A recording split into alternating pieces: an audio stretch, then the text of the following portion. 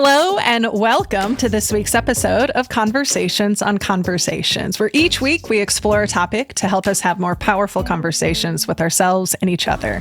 I'm your host, Sarah Noll Wilson, and joining me today is a newer friend, colleague, and somebody I'm so excited for you to meet, Jen Fisher. We're going to be talking about the concept of human sustainability at work and well-being. But before we get into this, Jen has an impressive resume. So give me a moment because I want to shower you with all of your accolades, and I want people to just be really impressed by, your journey to this point. Okay, so Jen Fisher is a leading voice on the intersection of work, well-being, and purpose. Her mission is to help leaders move from the legacy mindset that well-being is solely the responsibility of the individual to the forward-thinking idea of human sustainability, which supports the long-term collective well-being of individuals, organizations, climate, and society. She's the co-author of the bestselling award-winning book, Work Better Together: How to Cultivate Strong Relationships to Maximize Well-Being and Boost Bottom Lines, the Human Sustainability Editor-at-Large for Thrive Global, and the host of her own podcast, WorkWell series.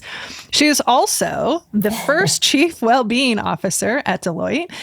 She has built and led the creation and execution of a pioneering holistic and inclusive well-being strategy that has received recognitions from leading businesses, media, brands, and associations. She frequently writes and shares information about the different issues that are impacting the workplace, including, and this is why I'm so excited for us to dig into this, the importance of mental health, social connection, to workforce resilience, happiness, and productivity. You can find her work on CNBC, CNN, Fast Company, Fortune, Inc., Stanford, the list goes on. Stanford Social Innovation Review, Harvard Business Review, among others. She recently just did a TEDx talk and can be seen on lots of different stages. She is an incredible lecturer. She is passionate.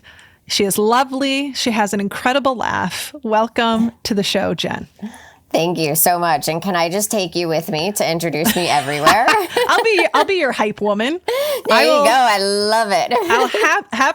I will happily be your hype woman. I did wear my Be Present t-shirt just for Nice. You and anchoring us in this time together. I thought you might appreciate it.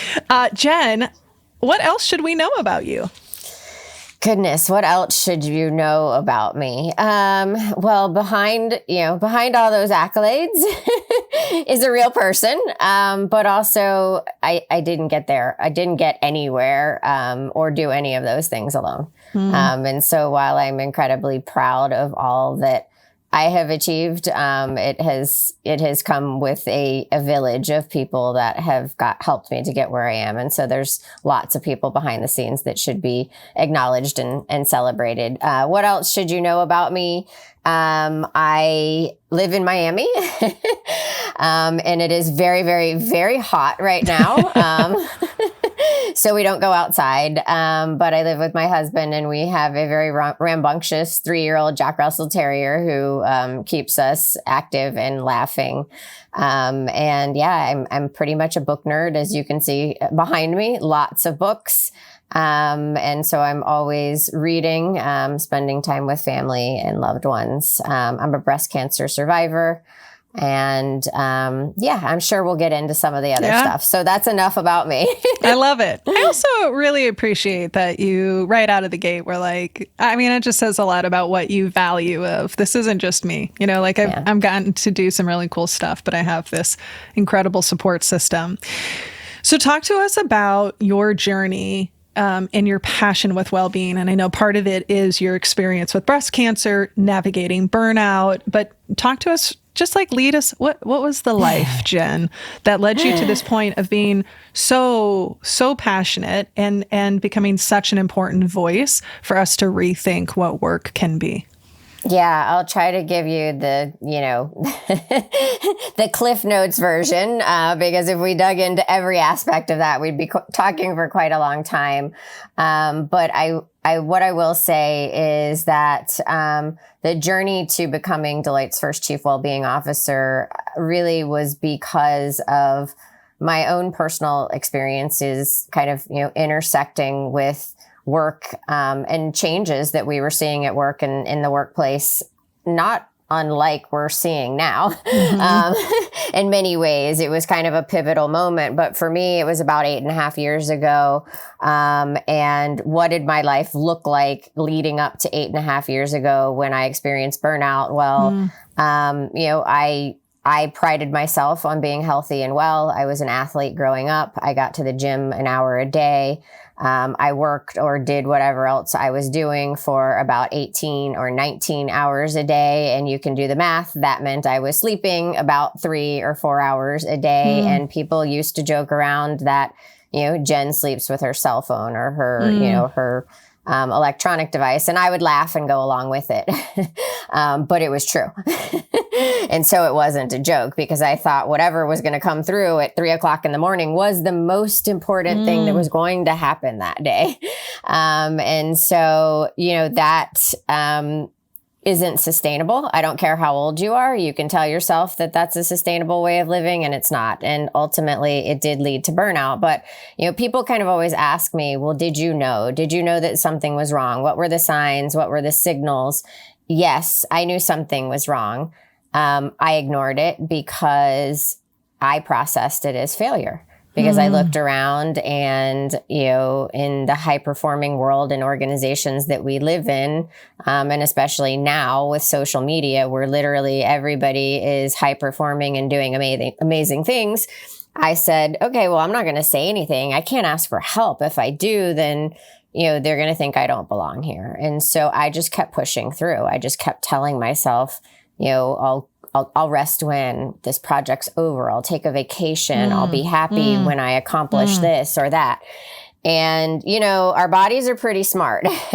And so one day, literally, I woke up, but that was kind of about it. I woke up and I just could not continue to engage in work or in life in any meaningful way. And I didn't really have a choice at that point. And by the way, friends and loved ones pointed it out, in particular, my spouse, but nobody listens to their spouse when they tell them things like that. I mean, they just didn't understand how important the work I was doing was, it was that kind of, that was the story I was telling myself. And so I was forced to take leave of absence. I was diagnosed Wait, you say you were keep talking. Sorry. I was forced because I just couldn't engage. You just couldn't. I couldn't. Yeah. Okay. I mean, my body and mind kind of just shut down and said, if you're not going to do something about this, we're going to force you to do something about it, which is, kind of why I said your body's pretty smart. And so I was diagnosed with anxiety and depression. I still live with that anxiety today. And so I was forced to really take stock of my life, as cliche as that may sound, but I think more specifically decide and determine the role that work was going to play in my life and how much of myself I was going to give to work versus the other things in my life that also mattered, and how much was I going to give to me?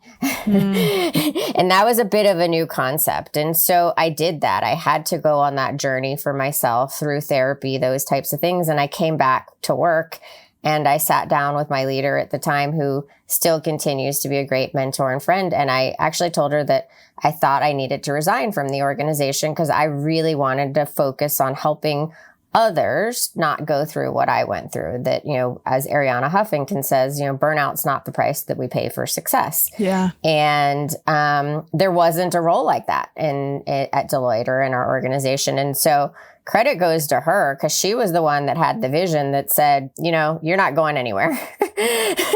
And I was like, okay, well, what am I going to do? Because I had gotten all ramped up to have this conversation, right?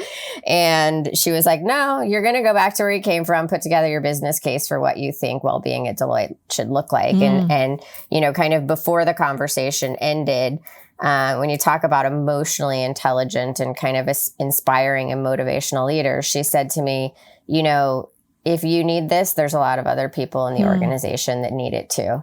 And that has just kind of always stuck with me and been part of my mission and my driving force. So that's kind of what got me to the Chief Wellbeing Officer role, which was about 8 years ago. And I know we're going to we are going to move into the topic of human sustainability a bit later in the conversation, or maybe right now, but I will save it for when we get to that. But that's kind of Jen's journey in a little snapshot. I thank you for that. A couple of things that were coming up for me.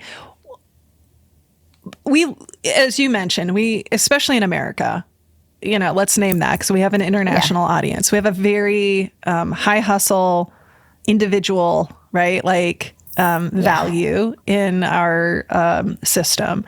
And was it hard for you to shed the super gen identity when you were making that transition?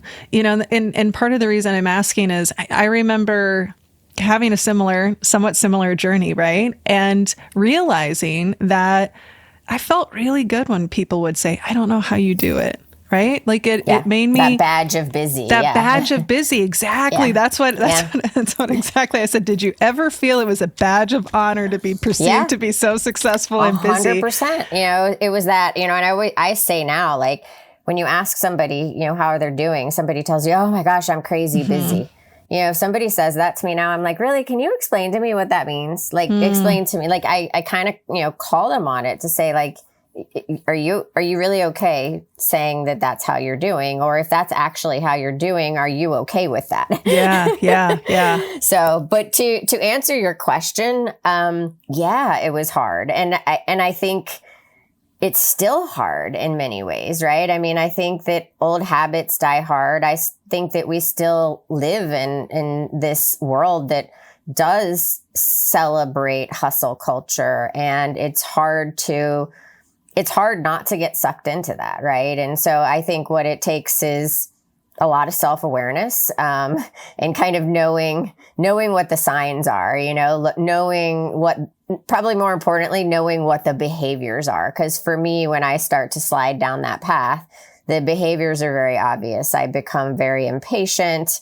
I'm very reactive. I become very kind of emotional. And so for me, those are signs of like, okay, wait, what's going on here? But also surrounding yourself with people that will point it out, that'll say like, hey, Jen, like what's going on? Or conversely, surrounding yourself with those same people that you can go to and say, you know what, I need help. Yeah. Like, it's not working right now. I get that I lead well-being for a giant organization, but I need some help. And I think this idea of, asking for help, I used to view it as a weakness, and now I view it as a strength. I mean, being able to ask for help or ask questions or say you don't understand or say you can't do something, takes a whole lot of confidence and strength to do that, even with the people that you're closest to. So. Yeah. And, and what do I want to say? Like, and hopefully the people that they're asking receive it, right? Because it is such it can be such a step of courage for so many people to say, hey, this is actually too much. And especially because we're going to be spending a lot of time talking about it through the context of work, but how do we hold space for that? And how do we, maybe shift our expectations of human capacity? I think that that's something that we see so much is at some point, people can only do so much. At some point, I mean, exactly your point. Like you can do the math. I was sleeping for 3 to 4 hours. Yeah. There is a cost there that will catch up to you.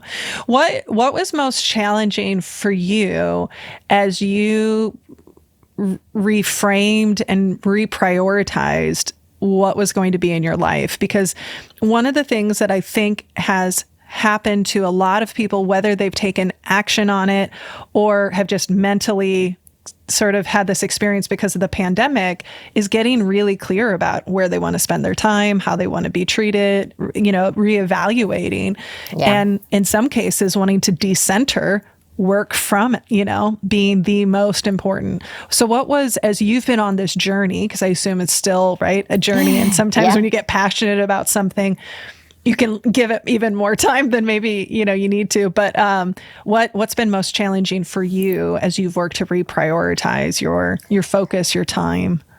I think that it's boundaries, right? And the idea or feeling of letting others down when I say no to something. But I also think that when you get very clear about where and how you want to spend your time, and you start to set boundaries to do that, and if you weren't that person before, right? If that's not what people were used to, you're kind of changing the world order. Yeah. You know, and so some people fall away, you know, or some people don't want to be a part of it, or some people get upset with you, or, you know, and so, you know, I think losing some relationships that I thought were, you know, really important, meaningful relationships, that when things changed or shifted, you know, those relationships changed and shifted in ways that I didn't expect. I think that was really hard. But I think just generally, you know, getting over that feeling of letting people down when you're setting a boundary, because you should be your number one priority, right? And that is hard, right? And you are going to let people down. And by the way, that's okay. Yeah. You know, and I think also with boundaries, it's, you know, I think, look, no is a complete sentence, but no, and here are some other ideas that I can share with you, or here are some other people that may be able to do, you know, so it depends on what the situation is. It doesn't always have to be a flat out no. It's a no, but here are some other ways that I can help you, right? And so there's ways to kind of, you know, soften that. I also think, I mean, one of the biggest lessons learned for me, which feels kind of silly, is like somebody had asked me to come to a speaking engagement. And I think, I don't actually know, but I think I was like really frustrated at the moment. And it wasn't at this person, but I happened to kind of get the email and do what we often do and kind of respond in a very reactive way without, like, you know, just kind of settling down. And I wrote back, and I don't think I was trying to be a jerk, but I was like, look, I can come to your event and speak, but that means that I'm going to have been on 5 airplanes in 3 days. And, you know, then I kind of like went off a little bit and like told them what my schedule was going to look like. And then I ended with, and then you want me on stage at 8:00 in the morning. Like, is that really what you want? Because I'm not going to show up at my best. You know, and like, lesson learned for me. And thank goodness I sent this to like a kind and compassionate person, because they wrote back in like the kindest way. And they were like, oh my gosh, I completely understand. Thank you. I mean, they were all like, thank you for sharing that with me, you know, and then it kind of opened up this dialogue of like, you know, because then of course I felt like an ass, right? And so I was like, hey, look, I'm sorry, but how else can I help you? Can I help you find somebody else? Is there something else that I can do? And I think that, like, I would never recommend doing it the way that I did it. But now with other people, I'll say, look, I have all these other things going on. I would really love to do this. It's just not the right time. You know, how can we engage in a different way? How can I help you find, you know, so I think there's ways of continuing to help people. Yeah. But also have boundaries. And by the way, like I said, no is also a complete sentence if that's what it requires, right? But I think the big lesson learned for me is that when you tell most people you don't have the capacity and you're genuine and authentic about it, they get it. They understand. Yeah.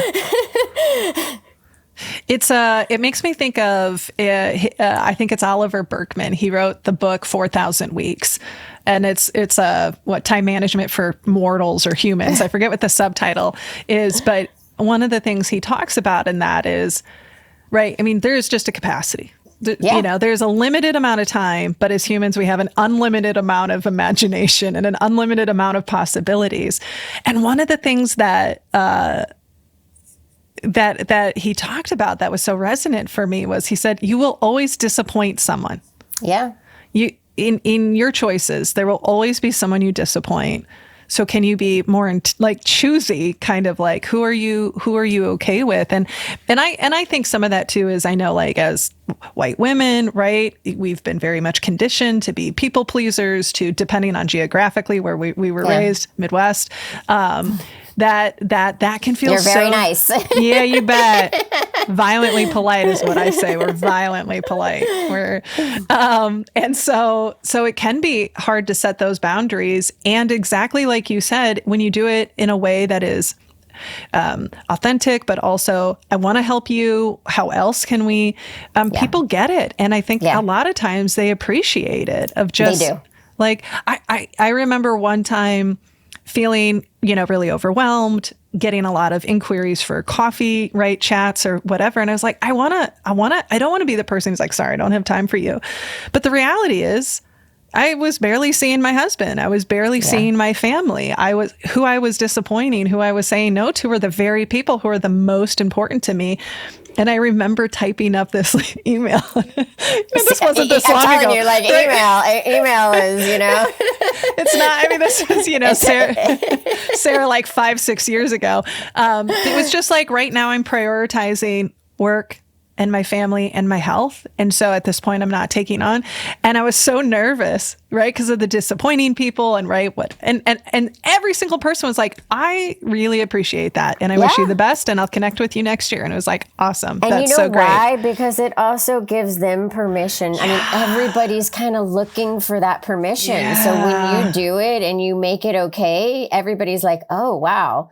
If she can do it, then I can do it too, right? And so it creates, and that's why we all have a responsibility, not only to ourselves, but to others that we engage with and work with on a regular basis. And you had mentioned something about, kind of the description of how I was living prior to my burnout that led to burnout. And one of the things that I talk about with leaders quite often is, burnout is bad for the individual. Absolutely. It's also really bad for an organization. Yeah.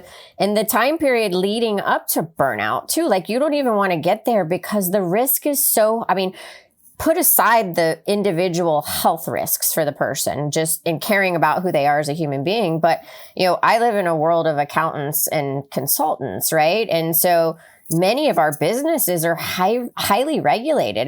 Do you want your auditor or your tax preparer doing your audit at 3 a.m.? No. Yeah.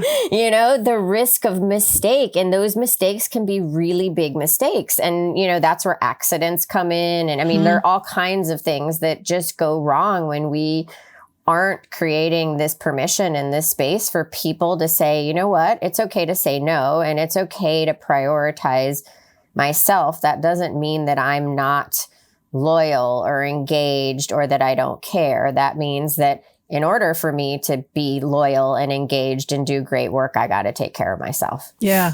So let's a beautiful transition into human sustainability. Yeah. You like that? I do. So what does that mean? How do you define human sustainability? Yeah, it's really an emerging area, if you will. My definition, or my working definition of it, is this collective long-term view of well-being, and it's well-being of individuals, organizations, the climate, and society. And I think people would say, well, yeah, that's, of course, that's everything, and you could boil the ocean. And it's true, right? And so I think we have to pick, like, where are we going to focus? But I also think what's happening in society and in many organizations is that we are doing a lot of great work in silos, right? And so there are many really talented and smart people that are trying to tackle climate change. And there are a lot of smart, talented people that are trying to tackle well-being and well-being at work, and well-being on a societal level, and health equity, and the intersection of AI and humanity. And the list goes on and on. Trust, equity, DEI. There are many, many, many organizations and people that are doing great work and that are committed to this, but we're doing them in a way that is siloed, and they're all connected. Yeah. Right. Yeah. And what sits at the center of that, or the foundation of that, is humans, right? And so we have these great aspirations and these goals around equity and climate and trust. But if we don't consider how we're going to keep the human well and keep work and life sustainable for the human, we're going to have a really hard time not only meeting those goals and aspirations, but enhancing them or getting better at them. So again, I think it could feel like, okay, well, where do we start? And I think that's a great question. I think there's a lot of places that we could start. I think that, there's a lot of opportunity to embed, further into ESG. And if you look at the S in ESG and social in particular, when it's related to the workplace, I think the metrics themselves don't go far enough. They look at health and safety, which is important. And that should actually be there. And then they look at how much organizations are spending on employee health and well-being, but we're not looking at outcomes. Yeah. And I think that that's a mistake, or it just needs to go further, because I think the trends that we're seeing, and this came out in our recent Deloitte report, is that, the investments are all well intended and they're needed and they're really good. But what is creating bad well-being outcomes for people is not the lack of programs. It's actually the way that we're working and the workload and our relationship with our leaders and psychological safety, all of these other things that are impacting people's well-being and how they feel at work and about work. And so the programs are foundational, but we need to go a step further and say, okay, what are the systemic, what are the root causes?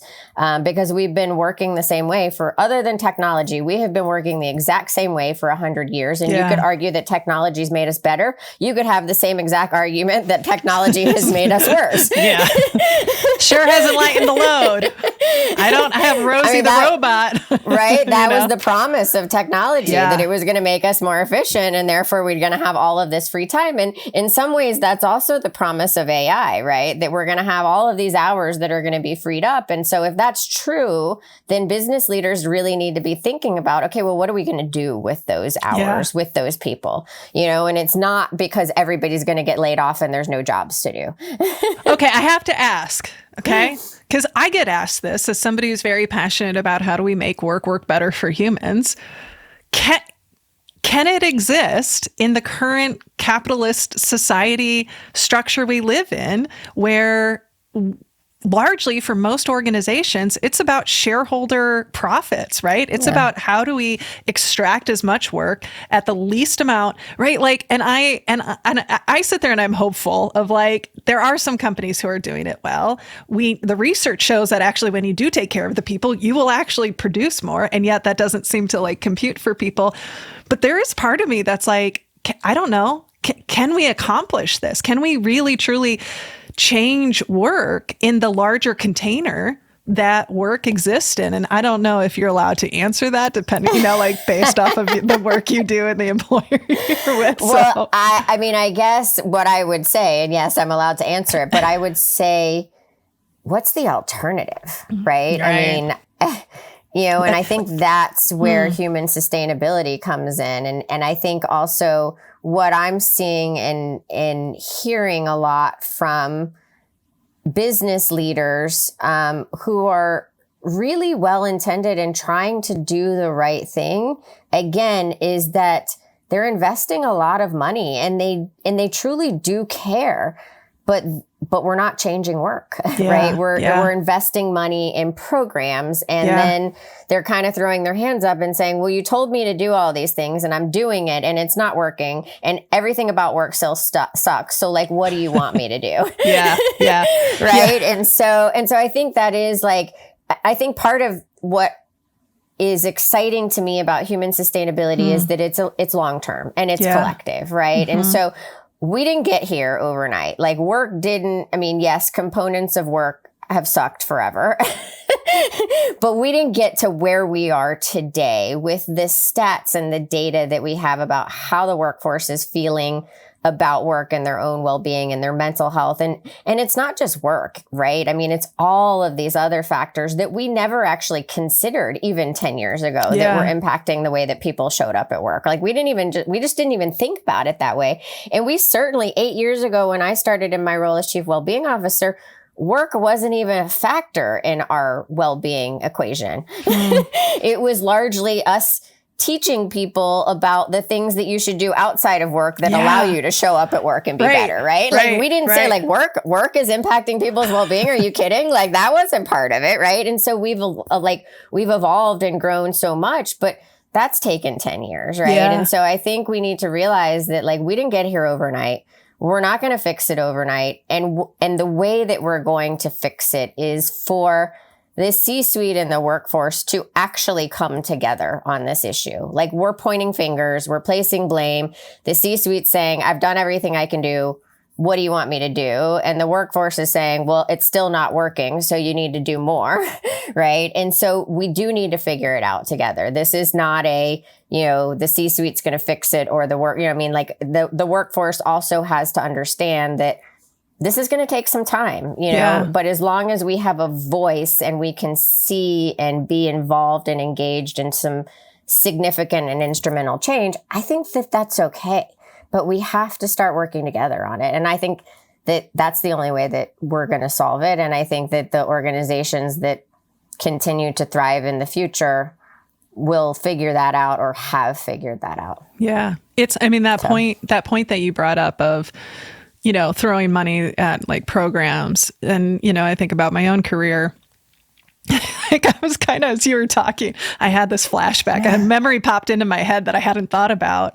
And, and I'm laughing a little bit as I get ready to tell you, because I think you're going to really appreciate it. I worked for an organization that it wasn't uncommon for us to be working 60, 70 hours a week. It wasn't uncommon for us to be working every Saturday doing overtime.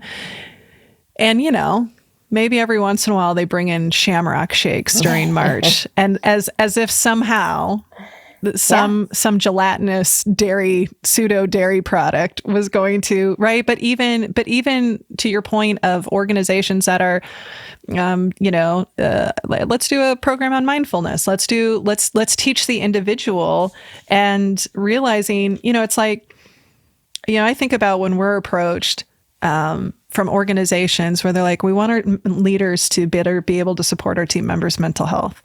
And I'm like, that's great. And that's important and necessary. And, exactly. I just heard you, CEO, say, people aren't working anyway. They should just be happy to have a job. And that tells me a lot about your culture. And that tells me a lot about the stress. And you're expecting people, right, to work crazy hours, and like, well, that's just who we are, and we're just growing. And I'm like, I get that. And there's going to be a cost to that. So I do want to spend some time digging into some of the key concepts or some of the key ideas, the data that came out of the report. And we will be sure to link this in the show notes, because it is really fascinating. And I hear you when you say it's going to take everyone to be in conversation. And it does really require the people with power to be open to those conversations, right? Absolutely. And open to conversations and open to like action and things that we haven't thought about doing before, right? Yeah. Some of this is going to require some fundamental shifts in the way that we do business.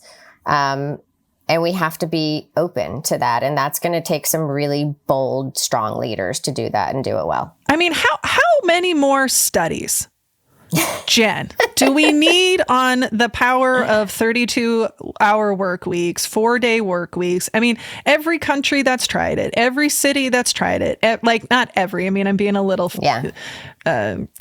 but most didn't go back. And I'm like, how much more data do we need to show that, not working that, 40 hours is arbitrary. I'm glad it's here. I'm glad that we're not doing, right. Like, I'm glad the unions fought for that and we have that, but again, time to shift. Okay. So report. So one of the first data points that I thought was not surprising was the fact that most employees say that their health has worsened or stayed the same as last year.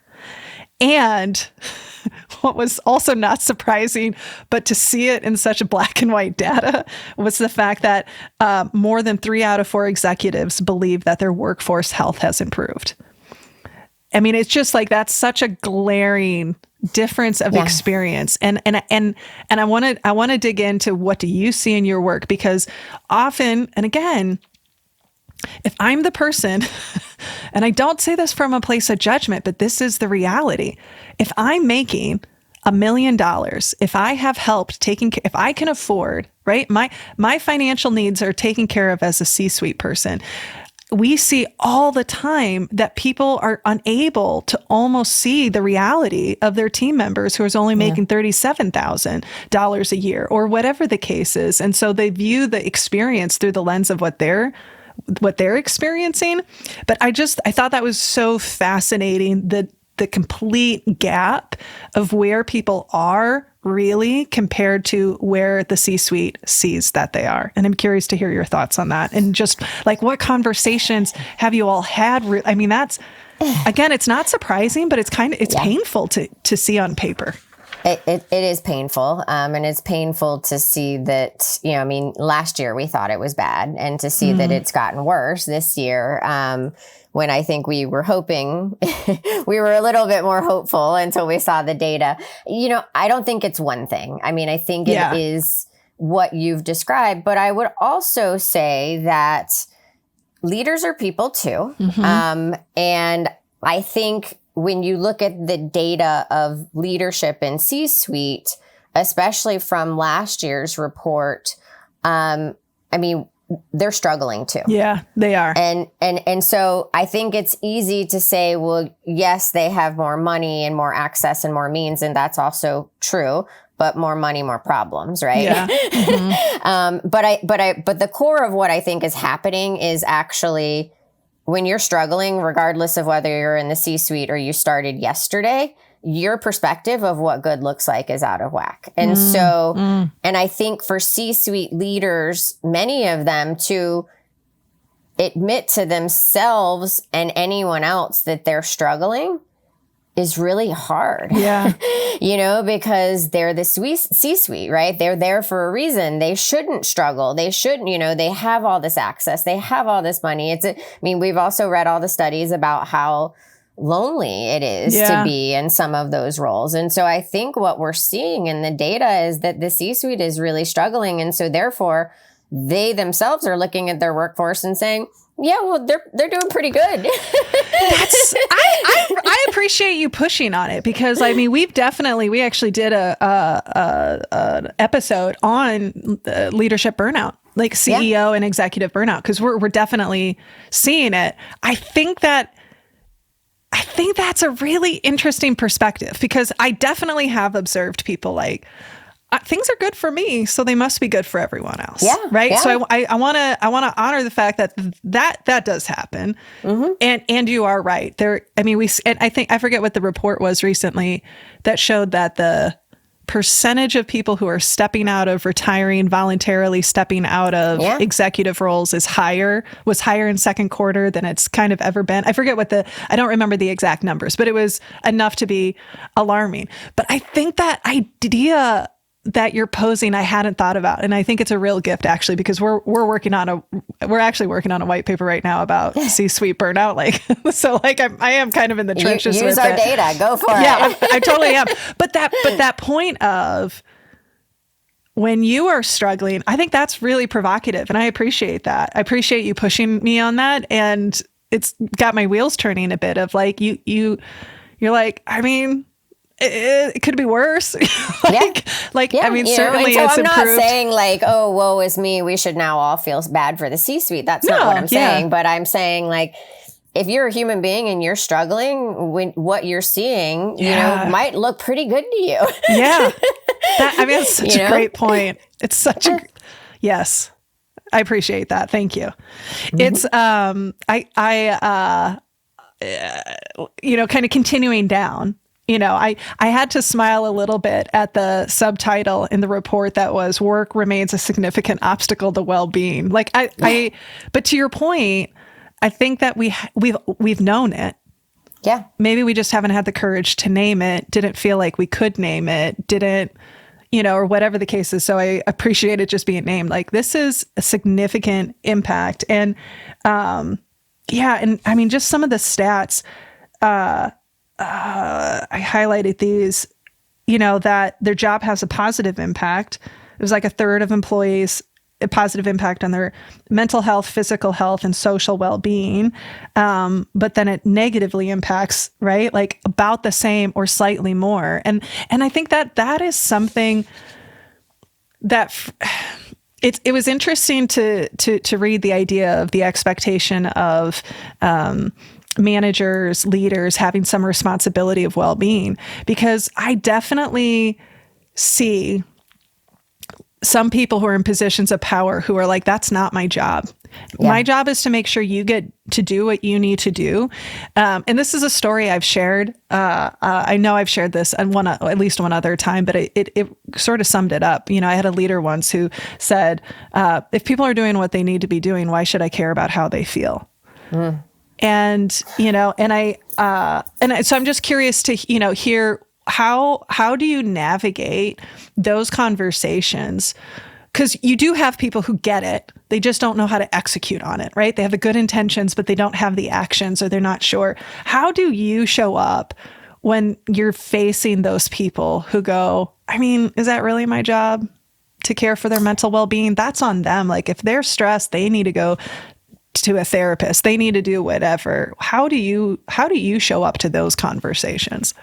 Yeah, the way that I talk about well-being as, a leadership skill set. It is something that needs to be embedded and ingrained into our leadership frameworks, and what it takes, it needs to be part of what it takes to become a leader of people.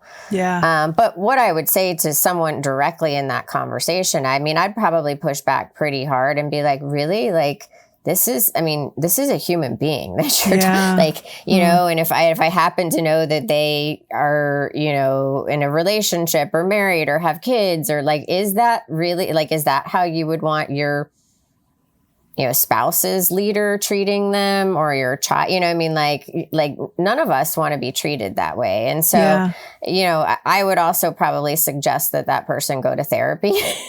And work out their own issues, right? Because there may be some truth to that, and some recommendations that came from that situation. There's obviously something going on there, right? Because to say that, like, it's not my responsibility to care about somebody's mental, like, it's all of our responsibility, right? Like, and as human beings, and we need to, you talked about kind of the hustle culture and this individualistic society. That's not.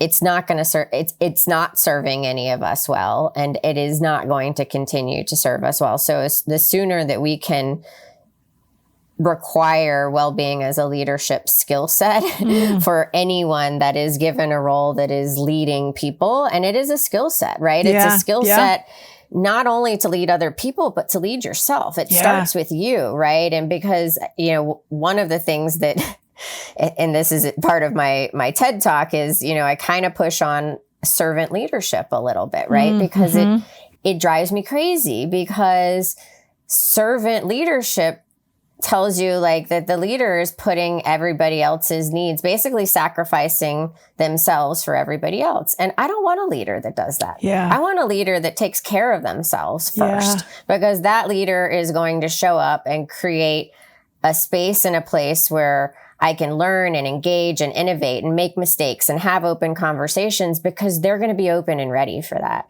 And so I think when you see leaders that are so closed off, honestly, I think it means they're struggling. Like they need help. And so when I said they need to go to therapy, like, I didn't mean that tongue in cheek. I meant like, there's something going on there. Yeah. And if that's their answer, like, why is that their answer? And why are they okay with that?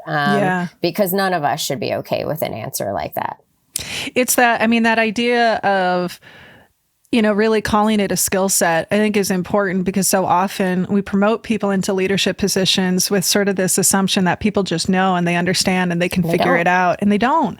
And we aren't born understanding that. We aren't, that's something we have to learn. And depending on how we were raised or our culture, all of those different factors.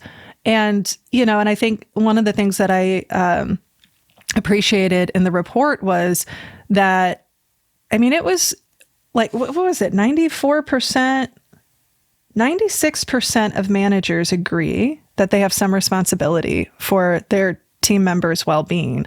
And then, going on to talk about, the barriers. But the barriers, yeah. And that's so it's not that they don't care. It's just that the way that we're working, right? The what's in the way is work, right? And so I'm not suggesting that we all just quit, right? But to your point before, when you were talking about, it wasn't unusual in your prior organization for you guys to be working 60, 70 hours on Saturday, and then here comes these programs of like, hey, we're rolling out this mindfulness program.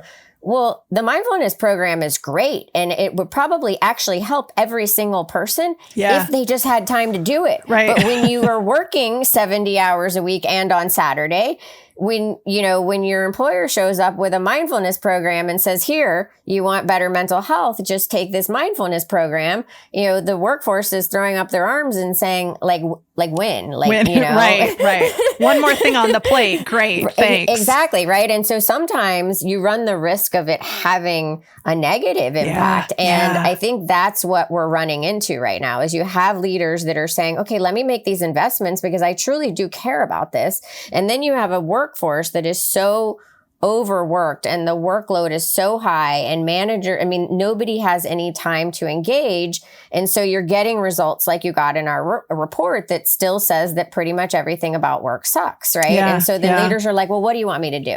Mm-hmm. Well, and that's when you have to start digging deeper and saying, okay, there's these barriers that are getting in the way. And it wasn't our report, but there was another report that came out earlier this year, a few months ago, that specifically focused on managers that said that a manager has as significant of an impact on somebody's mental health as their partner. I'm not surprised. I'm not surprised by that at all. Yeah. I always say leaders can make or break organizations. They can make or break people too. Yeah. Right? Like when people leave, they leave bad leaders. They leave bad managers. They don't leave an organization. It's just made up of people. and it's that, we make, it's that competing commitment, right? Of profits, of productivity with building relationships and time and development. And I was just actually talking about this with a client this morning of like, you're a little stuck because there's this competing commitment of productivity and you want to build strong relationships. Those are in conflict at times because building relationships takes time. it takes an investment. It takes intentionality. And when I don't have the time to do it, when I don't have the skills to do it, and when I'll speak from like a manager perspective, and when everything that I'm being evaluated on has nothing to do with relationships, why the hell would I be focusing on those when my bonus, my opportunities, right? And that goes for being a team member too. It's like, I'll be an exceeds expectations, right? Team member if I get 20 contracts completed instead of 15. Well, that's what I'm going to be focusing on. I'm not going to be right? Like for some people, I shouldn't say that, blanket statement for all, but that's the tension point. And that goes back to your point of, man, we have I know I'm preaching to the choir. So just like, I'm so excited. We've been gifted this incredible opportunity because of the pandemic to truly rethink work. Like we have been handed this opportunity. We experimented, we figured some stuff out. We didn't figure some stuff out. And again, and we're facing a mental health crisis and we're facing challenges and we're facing a workforce that's changing and expectations that are changing and values that have become clear. And it makes me sad that more organizations, I understand why, but why more organizations aren't saying, let's do this differently. Like, I want to be at the forefront of the edge of what the future of work looks like, but instead it's just a slow slither back to. Well, and I think they will when it starts to impact their profits. And I do think that I do think that will happen, because if you look at some of the trends of the younger workforce is, you can say the Great Resignation is over, but they're still just as likely to leave your organization. And most of them are leaving to do their own thing. And so that's going to catch up at some point, right? And so I know that a lot of leaders are saying, well, the Great Resignation's over and the power is shifting. And I'm like, okay, but be careful with that, right? Because the power might be shifting, but the sentiment around work has completely changed. That's exactly it. And what we see are some of these leaders who are stuck in the middle. Yeah. Right. They're kind of sandwiched that their senior leaders are maybe more legacy. They maybe align more with new possibilities, right? Rethinking, but they don't have the authority yet. And then, so I am going to be really curious to see what the next 5 years bring, because, when you talk about the younger generation, they just have access to information we didn't have. Right. Yeah. And they're also very, willing to tell you what they think. Whereas I feel like with my generation, it was like, no, this is just the way that it is. Keep your head down and do good work. And they're like, no, sorry, I'm not going to do it that way. I will do it this way, but I'm not going to do it that way. Yeah. And I love that. That's the energy that we all need. Yeah. It's so funny. I was at an event and I had a gentleman come up and legacy, right? He'd been around and again, no judgment, but his lived experience was, I had to suck it up. I worked for a shitty boss, and you just did what you were told, and you put your head down.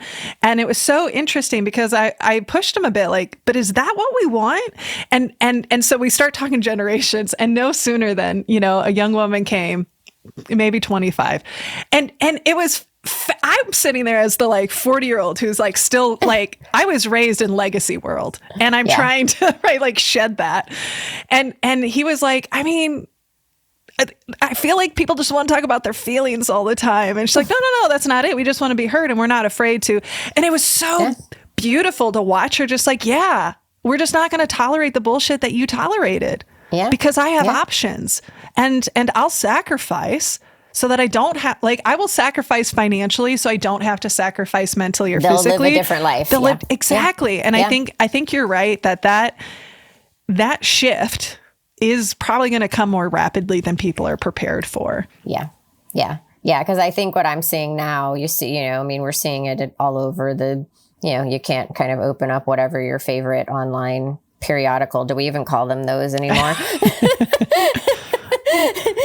Let's get really dated. Talk about totally legacy. But every article is okay, the power is shifting back, and I'm like, well, we need to be careful with those headlines, right? Yeah.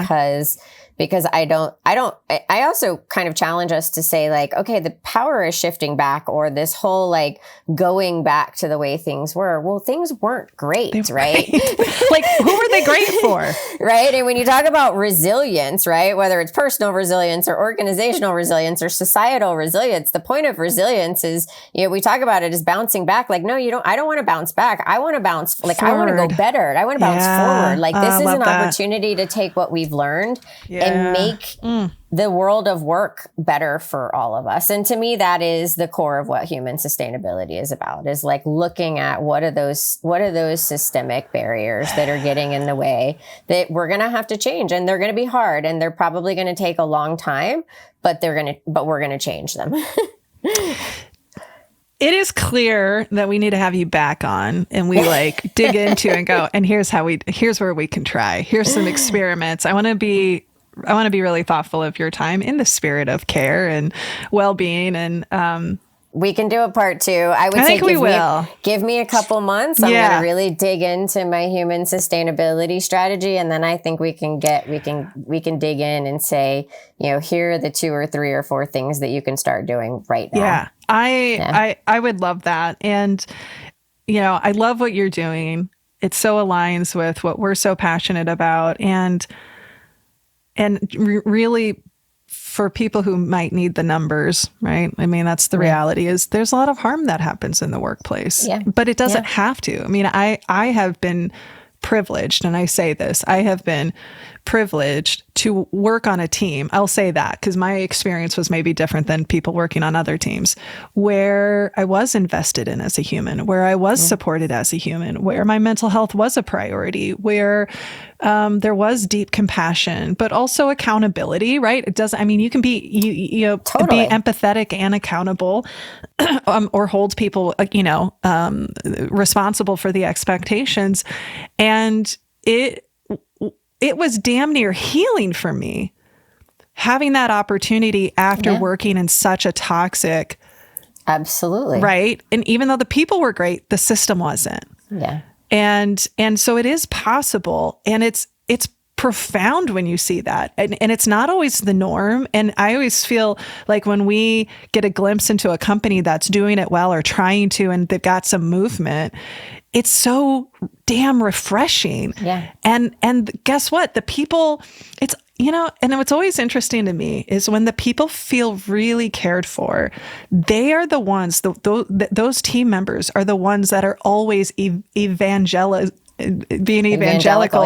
about the culture. Like, oh, it's just so great. And it's like, and they probably do amazing, innovative work, right? And so we live in this productivity obsessed culture, right? Where we know that care and compassion and support, I mean, that's what gets people to show up and continue showing up, right? And so I think when a leader says to me like, oh, well, they're just lazy or they don't want to work, right? And I'm like, okay, well, that probably says something about your culture and less about, because nobody wants to work in a bad culture. I don't want to work in a bad culture. You don't want to work in a bad culture. And so, I mean, the first thing we have to look at is, okay, well, what is it about the culture, right? Yeah. And so I don't think that we can just assume that people are lazy, because most people aren't. They really aren't. I'm always like, is it that they don't want to work or they don't want to work for you? Yeah. Yeah. Because that's usually the case, right? Yeah. Or the culture. Jen, we'll have you back. We'll have you back at the end of the year. I love it. But we do have to ask you one final question, because we ask all of our new guests. This is a conversation on conversations. What was a conversation you personally had with yourself or with someone else that was transformative? Gosh, there's so many.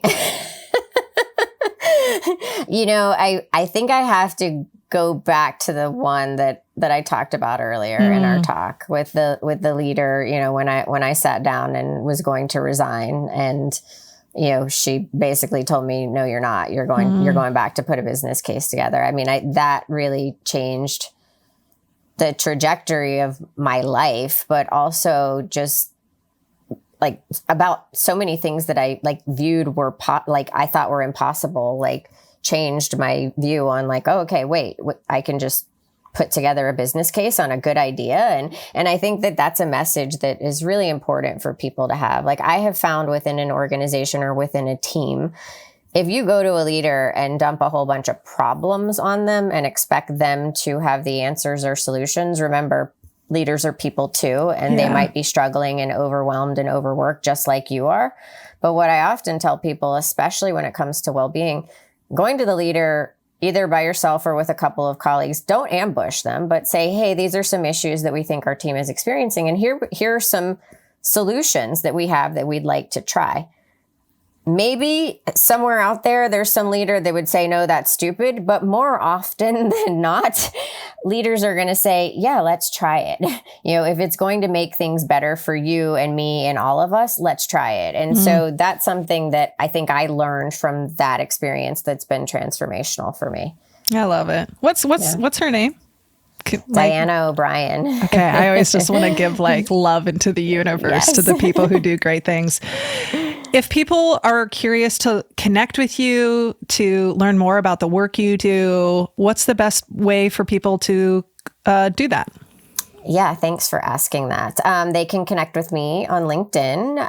Also, I'm on Instagram at JenFish23. As you mentioned, I also have a podcast, which we're going to have you be a guest on, but it's the WorkWell podcast, all one word, that you can find on whatever your favorite podcatcher is. Awesome. And we'll be sure to put all of that in the show notes. We'll also link to the report because we have a lot of people in the audience who are HR and in leadership positions, formal leadership positions, but it's really great work. And just thank you for being the advocate that you are and, chipping away at pulling the thread is what I'm like. It's going to take all of us. It's going to take all of us. Thank you so much. So I appreciate you having me on to talk about it. Yeah. So grateful for you. Thank you. Our guest this week has been Jen Fisher, and this whole language of human sustainability is really powerful.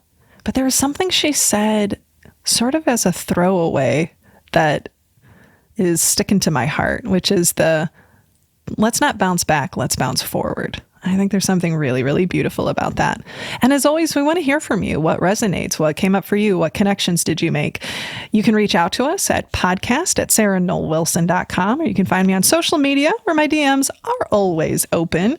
And if you'd like to support the show, be sure to rate, review, and subscribe on your preferred podcast platform. This gives us exposure and visibility so we can bring on great guests like Jen Fisher and talk about great topics like human sustainability. You also can become a patron. You can go to patreon.com/conversations on conversations, where your financial support will support the incredible team that makes this show happen while getting some pretty great swag. So it's a win-win.